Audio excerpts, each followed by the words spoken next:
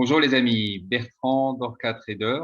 On va parler de quelque chose d'important aujourd'hui en peu de temps, mais donc essayer de méditer sur l'idée d'y réfléchir.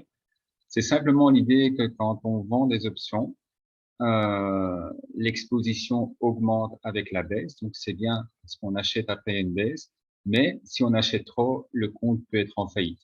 Donc l'idée, c'est de parler finalement de quel niveau de leverage on peut tolérer pour avoir de bonnes performances et être sûr à 100% qu'il n'y a jamais de problème avec le compte.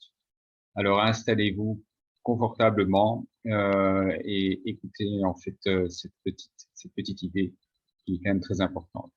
Alors, vous avez ici en fait le VIX en données mensuelles. Donc, c'est vraiment la big picture. Donc, ici, vous voyez par exemple en 2008, quand on pensait que toutes les banques allaient faire faillite, il a été jusqu'à 80. Ici, vous avez la crise du corona. Et voilà, dans la baisse qu'on a eue actuellement, on a été quasiment jusqu'à 40.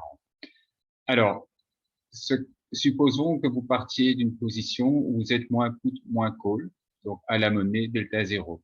Le marché baisse très fort et votre delta augmente.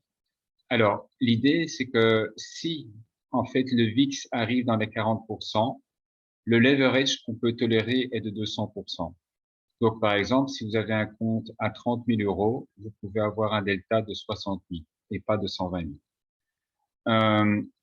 Alors, comment on peut arriver à des deltas qui ne sont pas trop grands en faisant justement des ajustements, en vendant des calls si on a trop de delta.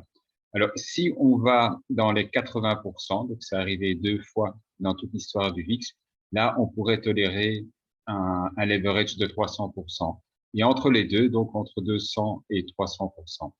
Donc, vous voyez, l'idée, en fait, c'est de surveiller son leverage euh, en fonction du VIX. Et donc, vous voyez donc très clairement sur ce graphique aussi que quand les marchés baissent, donc en d'autres mots, quand le VIX monte, ça ne dure jamais très longtemps, mais ça peut en fait entraîner des faillites. Par exemple, en 2008, eh bien, Fortis est tombé en faillite parce qu'il y avait trop de leverage. Voilà, les amis, c'est l'idée que je voulais partager avec vous.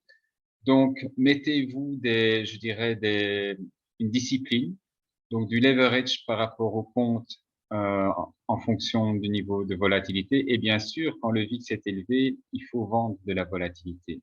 Nous verrons dans une prochaine vidéo aussi le nombre de contrats qu'on peut faire en fonction de son capital, qu'on soit débutant ou expert en vendeur d'options. Je vous souhaite une excellente journée. À très bientôt.